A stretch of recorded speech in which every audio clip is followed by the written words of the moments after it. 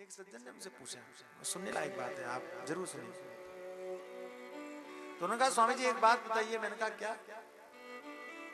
कहने लगे भगवान के एक नाम में इतना सामर्थ्य है कि व्यक्ति का कल्याण कर सकता है। सही कि गलत? मैंने कहा सही। समझ में आया? अच्छा कर सकता है कि नहीं? बोलो आप लोग बोलो।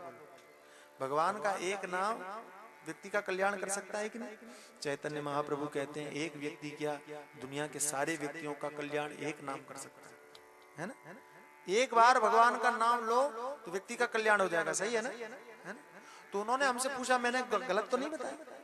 मैंने भी यही कह दिया जैसे आपने कह दिया, मैंने भी कह दिया।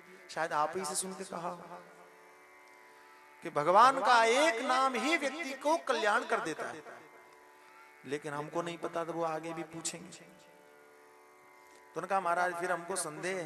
मैंने कहा क्या? तो कहा जब भगवान का एक बार लिया हुआ नाम व्यक्ति का कल्याण कर सकता है तो सहस्त्र नाम बनाने की क्या जरूरत है? आई बात समझ? 1000 नाम बनाने की, 1000 नाम रटने की क्या जरूरत है? एक नाम राम हो गया, चलो दिन भर की छुट्टी, काम करो। और काम क्या?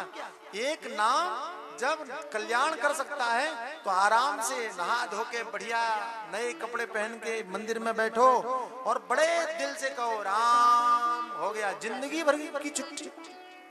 दूसरे दिन भी लेने की क्या जरूरत है? नहीं समझ में आया? एक माला पूरा घुमाने की क्या जरूरत है? कई लोग तो गिनते ही रहते हैं, क्या 1000 हुए कि वो बेचारे गिनती में उलझे कि 1000 के 10,000 हुए कि लाख हुए, कितने नाम हुए। मैं कई बार पूछता हूँ ये जितना गिन रहे हो ये गिनती तुमको मुक्त करेगी कि भगवान का नाम मुक्त करेगा? मेरी समझ में नहीं आता। क्या मुक्त करेगा? समझ में आई बात?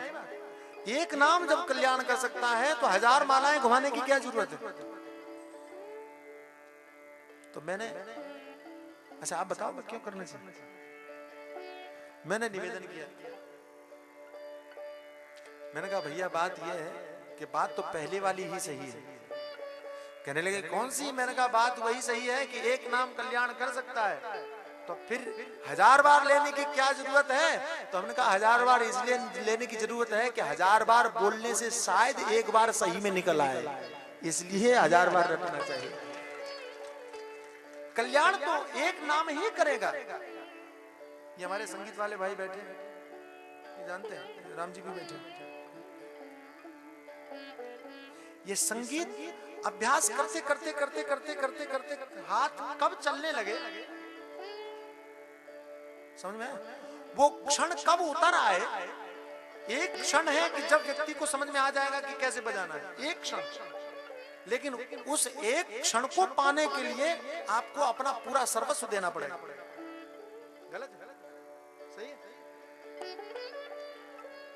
आप रोटी बनाते हैं, कितनी देर में सीख लोगे? सिखा दोगे आप तो आप कहोगे बनाते रहो, करो करो हो जाएगा, करो करते रहो। और एक क्षण ऐसा आता है कि आपको समझ में आता है कि कैसे बनती है, एक क्षण।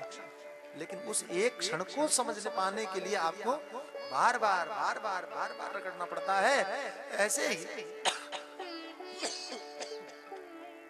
1000 बार नाम, लाख बार नाम, करोड़ बार नाम इसलिए लेते हैं ताकि 1000 बार में शायद एक नाम ऐसा हो जो जीवन को बदल दे। ऐसे ही ये मैं इसलिए इतनी व्याख्या करनी पड़ी कि कल से फिर यहीं खाली ना हो जाए पूरा। हम रहे और पंडित रहे, तुम लोग गाए बोले हो गया कथा, अब क्या सुनने की जरूरत है? अपने बचाव के बहुत रास्ते ढूंढने पड़ते हैं, क्या करें? हो सकता है अजय भैया सोच रहे हो आज तो आ गए, बस बात स्वामी जी ने तुम्हारे मन की बात कह दी।